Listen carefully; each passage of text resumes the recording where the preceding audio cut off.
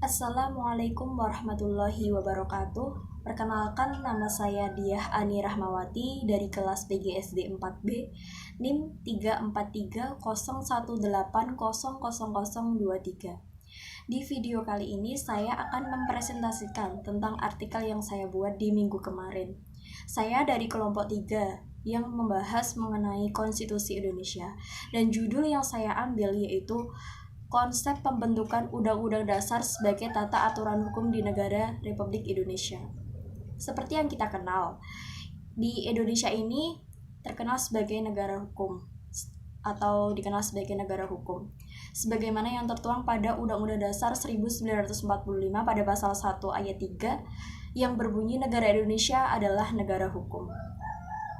Karena terikatnya Indonesia sebagai negara hukum, maka terbitlah Undang-Undang Dasar sebagai tata aturan hukum yang harus ditaati oleh warga negara Indonesia. Dalam pembuatan peraturan perundang-undangan harus mencerminkan kehendak rakyat agar menimbulkan rasa keadilan antar sesama.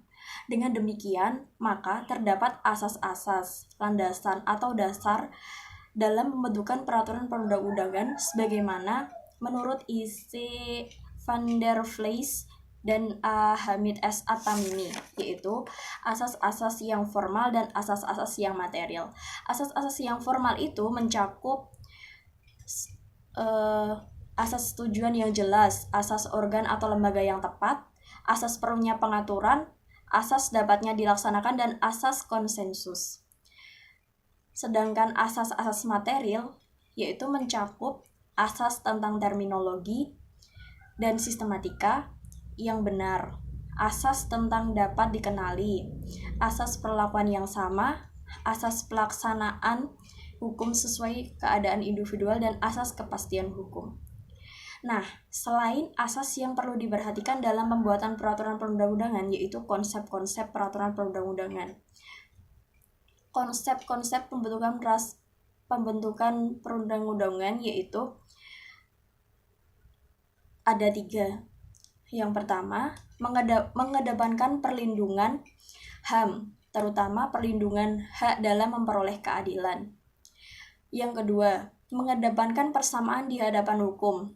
Hukum tidak memandang strata sosial, akan tetapi hukum harus memberikan persamaan dan tidak memandang strata sosial.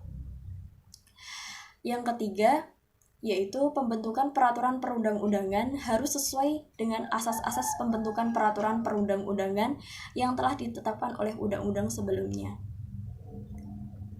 Nah, kesimpulan dari presentasi saya kali ini yaitu di negara Indonesia hukum ini menurut saya masih belum adil, karena hukum di Indonesia itu tajam ke bawah, tumpul ke atas, seperti perumpamaannya seperti itu. Karena hukum di Indonesia itu tajam ke bawah, artinya yaitu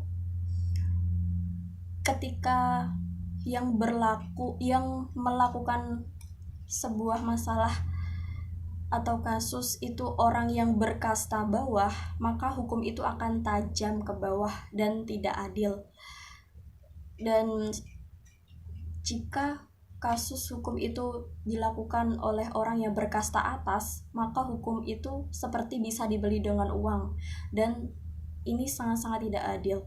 Maka pemerintah harus melakukan hukum sesuai dengan peraturan perundang-undangan yang berlaku dan melakukan keadilan kepada rakyatnya dengan seadil-adilnya. Terima kasih, sekian presentasi dari saya. Mohon maaf jika ada kesalahan. Wabillahi taufiq wal hidayah. Wassalamualaikum warahmatullahi wabarakatuh.